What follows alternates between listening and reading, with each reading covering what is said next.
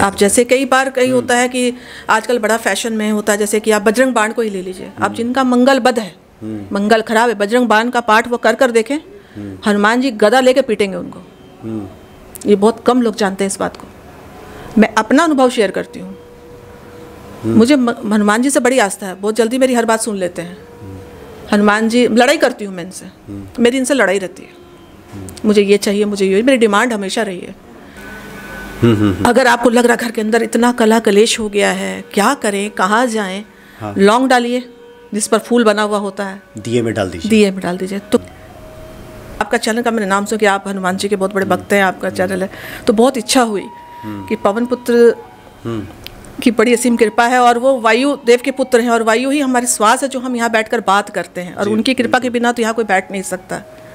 कहते हैं ना, निश्चय प्रेम प्रतीत के विनय करे सन्मान, तह के कार्य सकल शुभ सिद्ध करे हनुमान। जय सिया राम। जय श्री राम। सब सुख लहे तुम्हारी सरना, तुम रक्षक काहू को डरना।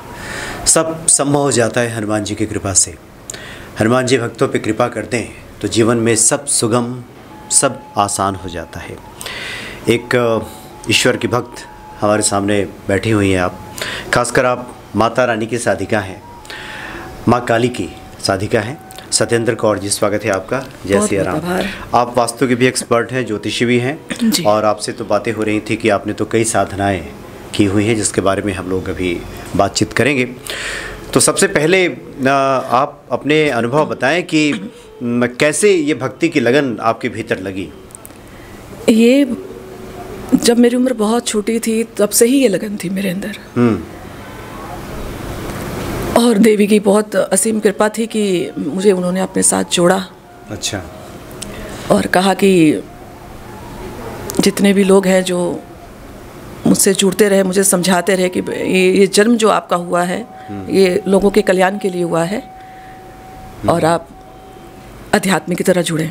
तो मैं उस वक्त इस चीज़ को नज़रअंदाज कर देती थी। कितने साल पहले की बात है ये मेरी उम्र होगी 14 साल। 14 साल की जब आप थी। अच्छा।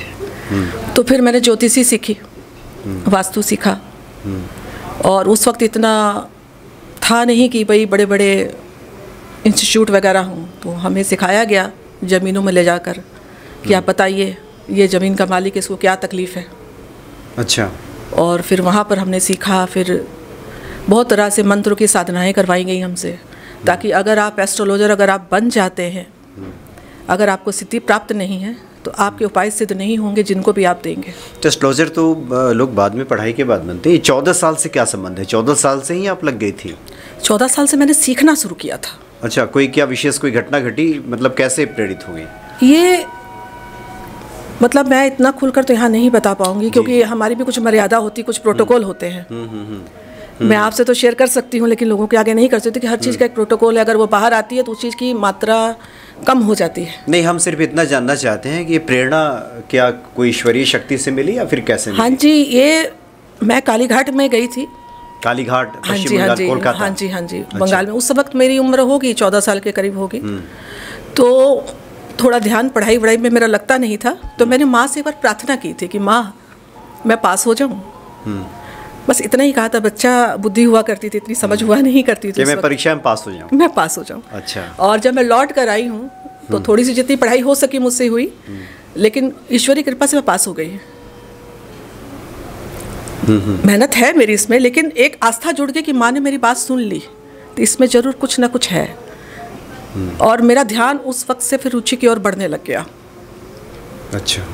और कुछ बातें ऐसी, कुछ घटनाएं ऐसी हैं जो सामने नहीं आनी चाहिए। कहते हैं कि सिद्धि और औरत अगर नग्न हो जाए तो प्रभाव खत्म हो जाता है।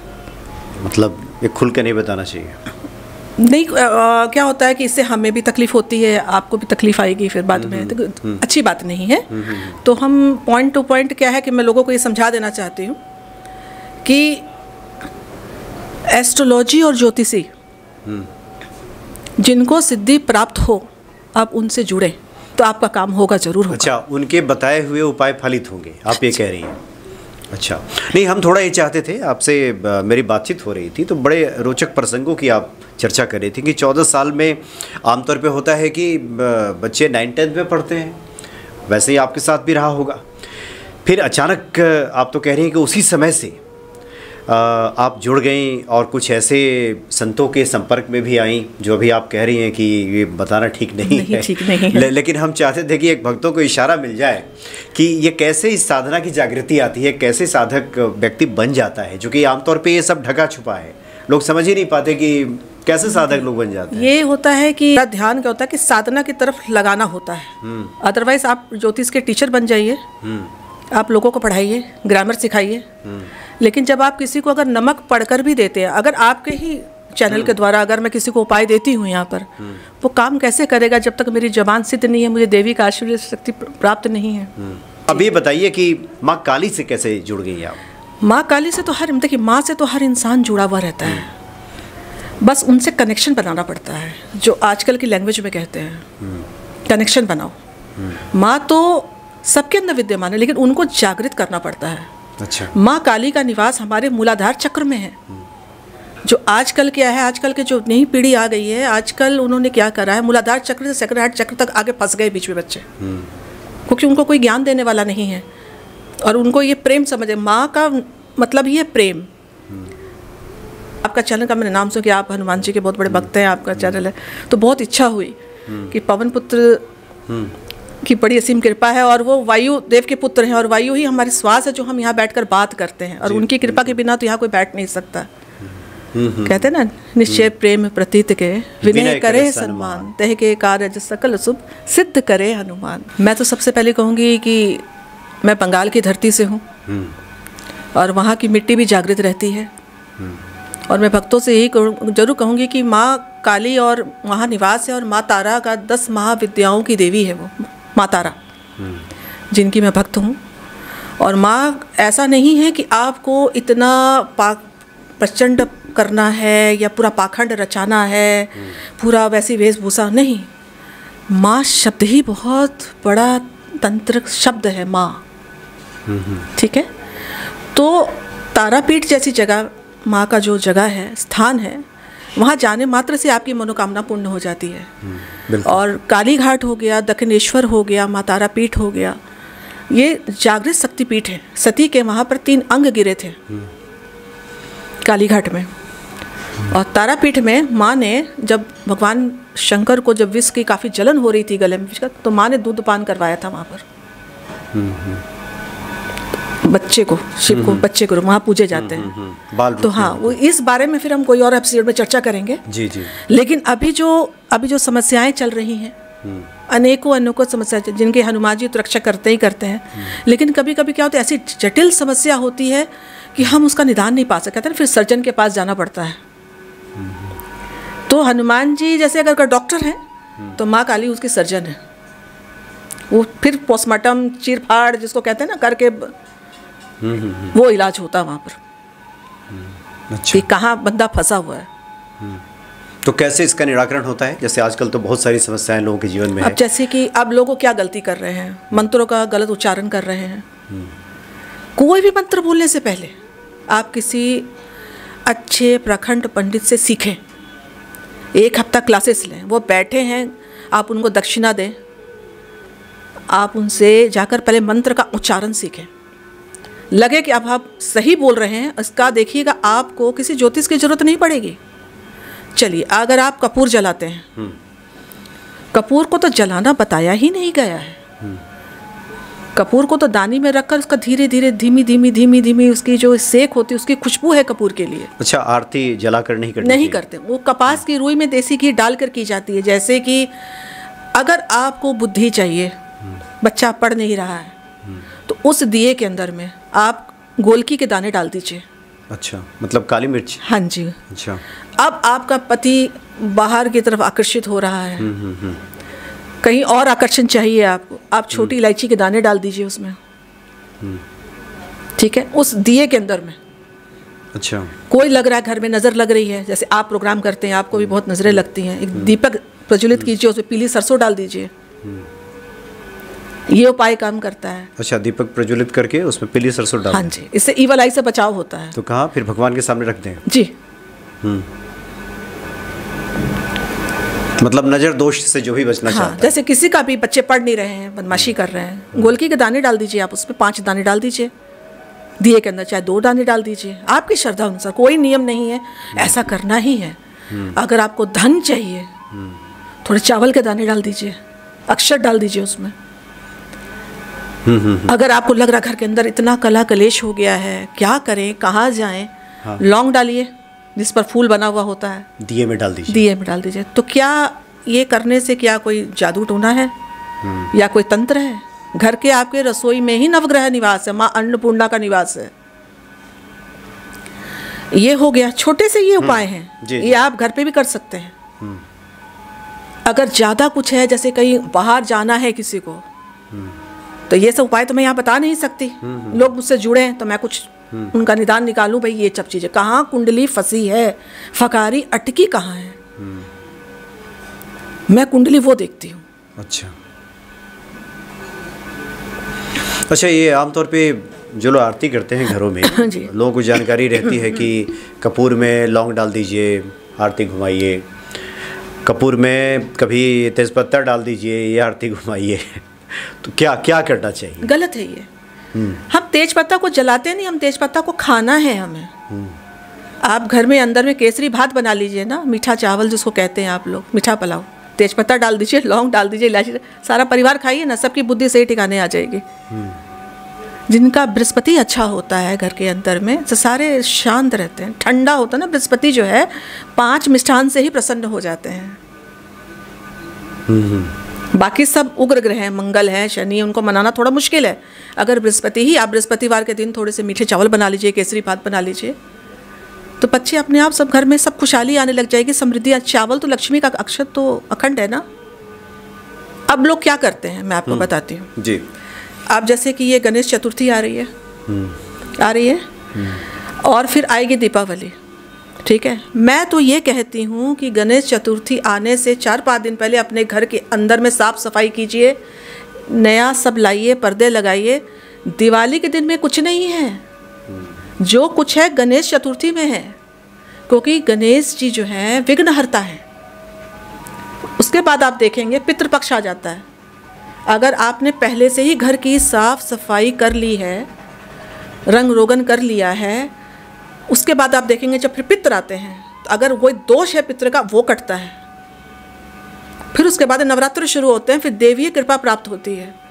फिर उसके बाद में करवा चौथ आता है, फिर दीपावली आती है। तो इस दीपावली में कहाँ रंग रोगन, कहाँ लोग चले गए लक्ष्मी पूजा करने के लिए? मुझे तो ये चीज़ समझ में नहीं आई आज तक लोगों का। दीपावली के दिन तो लक्ष्मी पूजा है ही नहीं, वो तो काली पूजा है। तो तांत्रिकों का, गोरों का, नागा साधु सबका, वो सब तो हम जैसे लोगों का दिन है। हम चार्ज होते हैं उस दिन, ध्यान साधना करते हैं ताकि आप सबका कल्याण कर सके। हम जो दें आपको, ये जो दिन स्टार्ट होंगे गणेश जी से, ये जन्माष्टमी जो आ रही है, ये सब जो दिन है, ये सब हमारे चार्ज होने के दिन होते हैं। हम ध्यान साधना करते हैं ताकि कल आप हमारे पास में कोई भी समस्या लेकर आए तो हम उसको अच्छी तरीके से निदान कर सकें। तो लोग आजकल पाखंड के पीछे चले गए। दीपावली जो आती है, ये 5 दिन का जो था, इस पर भी एक मैं वीडियो आपके साथ अगर वक्त मिला तो मैं ज़रूर बनाऊंगी। 5 दिन जो होते हैं, उस दिन साफ़ सफाई नहीं होती, हल्की फुल्की सफाई होती। उस दिन भोजन 5 दिन बनाइए। कभी भी धनतेरस के दिन लोग कहते हैं ये ले आओ, धनतेरस के दिन में पेड़ पौधे लगाने चाहिए। जो सोना चांदी खरीदना है वो आप जाकर खरीद के आइए अक्षय तृतीया के दिन में। अक्षय तृतीया जो है वो सब कुछ आप कर सकते हैं उस दिन, लेकिन धनतेरस के दिन में आप लोगों को धन देकर खरीद कर ला रहे हैं।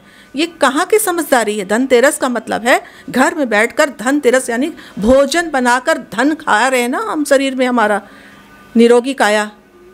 तो वो एक नक्षत्र होता है जिसके अंदर हम भोजन करते हैं, वो 5 दिन। जी, ये है।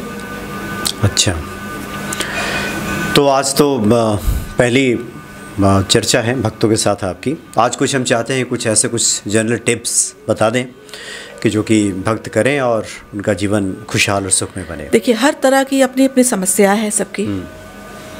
सब लोग अब एक उपाय दे देने से उनका तो इलाज नहीं होगा। वो मुझसे संपर्क करें, मैं उनको बता दूंगी। लेकिन हाँ, अगर वो चाहते हैं तो कपूर घर में बिल्कुल भी ना चलाएं।